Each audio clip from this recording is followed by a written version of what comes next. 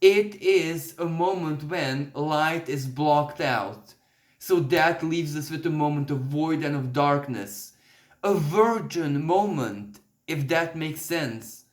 A moment when the universe and reality is actually susceptible to our intention. And this is where it's Taurus. So Mother Nature is very much alive inside of us. This is where a part of it comes from our unconscious and our spirit, that Mars and Pisces, but another part comes from our deep instincts, from nature within ourselves. And yet another part comes from the higher self, Uranus, our nervous system physically, connected to a new kind of frequency. And another important celestial conversation is a trine, a supremely harmonious connection with the dwarf planet Orcus in the sign of Virgo, fellow Earth sign, at somewhere around 12 or 14 degrees of Virgo, so it is not exact, but Orcus is our primordial strength, the primordial life force inside of us. It is how we were created for perfection, if you know what I mean. So that does suggest a lot of activation of our dormant genes, even. So, for a lot of people, this eclipse is profoundly, how should I say, evolutionary, because it will activate within them, but not on the 30th. Because what I'm speaking of is the long term effect. Talents, skills, aptitudes, or whatever can have something to do with your physical body, your skills, for some people, voice. I'm not saying that a lot of people are going to be singers, but I am saying that a lot of people are going to do something with their voices. So either speak their minds differently, or, something with voice and communication that is very, very, very beneficial for a lot of other people. And this is where, before even we got to the eclipse, it was very clear for me, because it was like I got like 10 people at the same time. Some of them were people I was helping with astrology, others people I was helping with tarot, a friend, a taxi driver, bus driver, whoever. Everyone has the same purpose. They are like almost possessed by their instincts, nature, Taurus, North Node, to buy land, to go back to nature, not radically in the sense that wilderness, but they need to have something in nature because their instincts are telling them that that is where they'll be at their happiest. That became their truth. When the universe asked them the question, well, listen, what would you like to do with your life? Because this is the great conjunction, great reset, age of Aquarius, all that energy, which for us little people is a bit BS as well. But the universe asked our souls individually, all of us. And a lot of people said, well, universe, I just want to be happy. But the universe said, well, then return to nature, because that is where truth and true, authentic, physically lived happiness is. And the souls listened, and they're doing exactly that. Consolidating, fortifying their connection, making it long term with nature. If they want to live a decent life where they can breathe air, where they can drink life and eat life and just be part of life, they have to do that. They have to change their Virgo expressions, Orcus and Virgo, to something natural. And then they can live they can philosophize, and they can live in the quantum world. They can work from the internet and whatever, and live in virtual reality even. but as long as they have nature at their at their doorstep, at their as in their natural habitat, as their capsule, that makes all the difference. That is like being high 24/7. That is the real source of happiness. It has to be natural as well lived. The energy and the harmonics of nature need to be part of certain people's lives in order for them to actually fulfill their purpose and to respect their Saturn. Saturn demands from everyone that, yes, but my happiness, as in the individual's happiness, is also a priority. Because we cannot not everyone is meant to be a martyr and superhero and live self-sacrificial life. That's BS. No, very few people are meant to do that for the sake to spare the others. If everyone becomes the martyr, then the first martyrs just slapped themselves, if you know what I mean. A martyr saves other people from becoming martyrs, and that's the symbol. Is Christ did that extreme gesture in order for other people not to go through the same experience. So this is what the North Node in Taurus, because that's why it's an eclipse, is already teaching people, but not mentally, from inside their instincts, that if you want to be happy, you need to be near nature one way or another.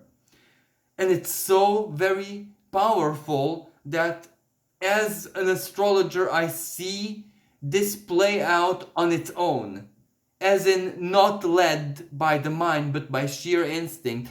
And everywhere I look, everywhere I go, everyone I speak with has this plan in their, let's say, to-do book until 2030, generalizing. Some people want it tomorrow, but it takes time. But everyone has this drive, this impulse to go out there and return to nature one way or another. Not like savages, but simply to have that piece of life. It's like that sanctuary, going back to that which is profoundly nurturing. And this eclipse, for those people, it's very obvious what it will mean. You will get there. That if this is something that your soul is pulling you from the inside to do, then chances are this is basically an average Taurus eclipse. If you just say to an astrologer, give me one example of what a big eclipse in Taurus can mean in a beneficial way for someone, well, they would say buying a land, buying a house. That is the power of an eclipse. And Orcus, it activates the most purest Virgo example and expression of the energy in all of us. And why I said example, because Virgo is Mercury. Virgo lives by example. Everything is example for Virgo. So yes, the hermit power. And when I say hermit, it's not the solitude of the hermit that I'm focusing on. It is the lamp, the inner truth guiding you. And now let me just say something intelligible as well about this eclipse. So collectively speaking, it is without a shadow of doubt that it will do something to the economy. It will one way or another force the reset. Also, the Piscean planets guarantee us that oil prices and everything that has to do with fuel, not only is it going to be unstable, but it is going to stay almost unreachable. It will just follow its natural course of implosion, and then almost visualize a star going supernova. That's what happens here. It expands, but then it contracts, all of that.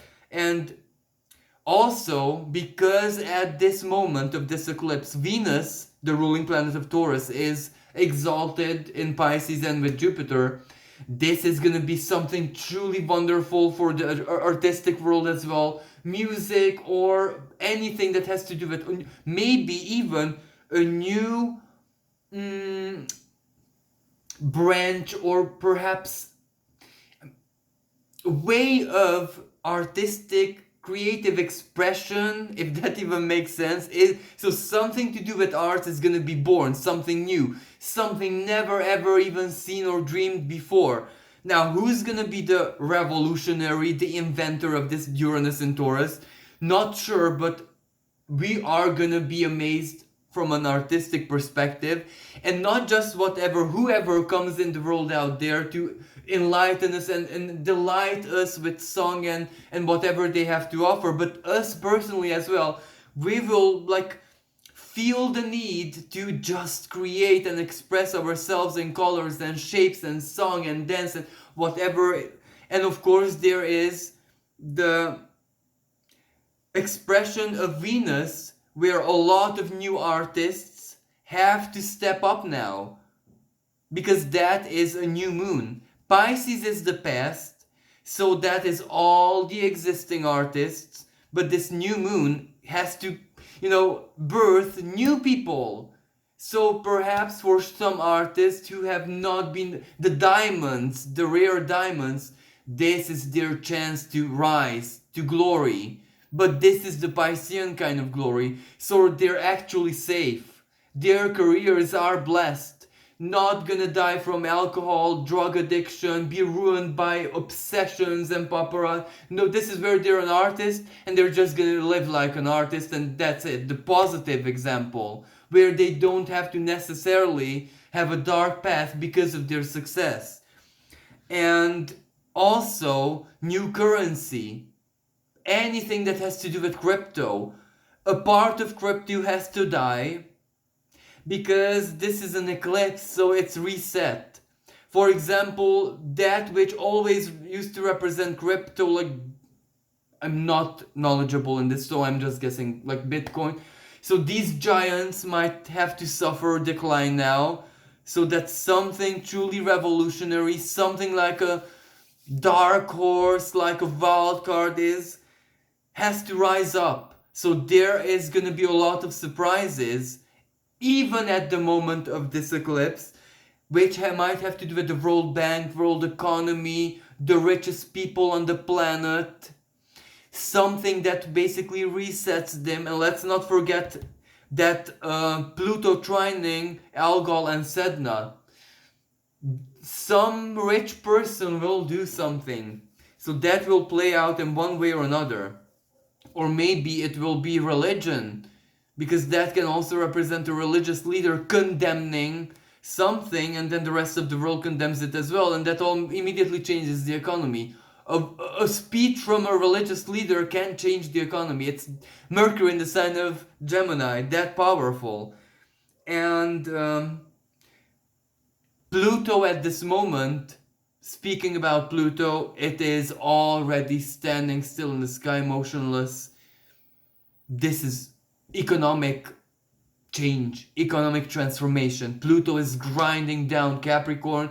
So this is when big financial institutions either collapse immediately or they compromise. That is the moment. But the compromise, because this is such a positive new moon after all. Yes, the eclipses are crisis-y, if that makes sense, but isn't this a crisis already for all of us? Like, no one's stable, no one's safe, no one has very big future wishes that they're gonna be millionaires and they're gonna prosper from commerce and trade. Everyone has very, very different kind of future dreams. I have a garden and I grow stuff and I live with my friends and people who I love and don't care about the rest of the world. I don't want to travel, I just want to live in my land with the people who I... This is how profoundly people have been transformed and changed by the Pluto-Saturn conjunction 2020, and also by all of the other aspects which truly bombarded our reality. Jupiter and Saturn meeting, Pluto and Saturn, all of the eclipses in 2020 and 2021, and other strong energies as well, like this very recent Jupiter and Neptune conjunction. So what I want to mention still is, this is also profoundly healing new moon, because Taurus is physical regeneration at its finest. when nature regenerates itself. Of course, that represented that we had to lose something. Some people quite physically, an operation or surgery or something. But now the regeneration and harvesting the benefits of the work, nurturing work. And of course, for some people, this can represent the love, because Venus is exalted, and this eclipse, even if it's all about Venus, this is almost like Venus's rebirth. It is almost like Venus's uprising as a neo queen. Because if you remember the legend of Ishtar, Venus Ishtar Inanna had to go to hell, but when she rose from hell, when she was resurrected, basically all of her powers and everything was renewed. So she was renewed, and she cast out her unfaithful partner as well. So that's a win-win situation. So this is where all of our Venus is, whatever we love in our emotional world, and the Venus that we are as well, is going to be purified and reborn and blooming and more beautiful than ever. This is where the world is going to be flooded by beauty. Until now, beauty was used in a corrupted way in the world, and now this is where Sedna, exactly, Taurus purifying herself, saying no, beauty is what it always should have been, a power of great inspiration, and not necessarily a form of payment. And this is where I'm going, form of payment, the longer term effects of the eclipse. Is my time worth it for the money? Is my, effort, just my mental effort that I accept to be part of a collective, is it worth for money? So this is where this is huge crisis on the employment field. No one will want to work, and understand this literally. No one will want to work unless it's emotionally rewarding. That will change the world of economy and values and everything on its own in a few months after. Just let people get possessed by this Venus, and they will ask themselves the question, is it worth my time? Because time is all we have. Time is money, and we got to the great conjunction after which that equation is false. Time is your lived experience, time is your Venus, time is your sacredness. So sacredness has to be attracted by sacredness, which is passion, which is you feeling alive, which you using your power to project something onto the world, your 10th house. You being your 10th house. That is what is worth it. That is what people will look for in employment, job, any kind of activity, for them to fuel themselves and to do something with passion and with love. And this worldview, after all, because that's all what it is, Pisces, will change the world in the next 6 months, but maybe not as profoundly, where we're already living something totally else. But if there's a huge crisis on the job market, or how you say HR industry, and when there is a huge crisis there, the laws change, constitutions change, big corporations change, everything changes from there. Because Venus, is it worth it? And when the answer is no, then is when the change is real. When the answer is yes, so was it worth it going to job even in COVID with mask and suffering and the vanity of it all? And was it worth it? Those people who said yes had a mirror, and they had to decide if it's worth it for them. That means they're doing their life path. That means that they're exactly where they should be. But for those people who the answer was no, and they didn't take the leap of faith, that's where they're gonna be stuck now for some time. For those who did take a leap of faith and actually fell down on the concrete, like myself, this is when if you weren't a pancake when you have fallen, if you somehow stood up, then you're gonna be working something somehow, but chances are it's not you who wants the future already sucked you into it, so you're part of it, like it or not.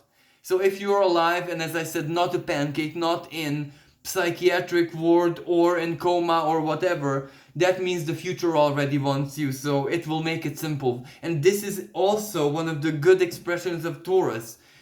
Taurus is a kind of sign when it knows that something will be super beneficiary for you, but you're too stupid or too whatever, do something to do it, or be aware of it, then it does it for you. Taurus is that rare sign who can input the effort and defeat you in your no opposition, and forcefully bring you what they think is best for you. And by the time you have any reaction, it's done. So either you accept it or you have a serious talk with the Taurus. But anyway, when something massive happens in Taurus, that usually means that it will be real.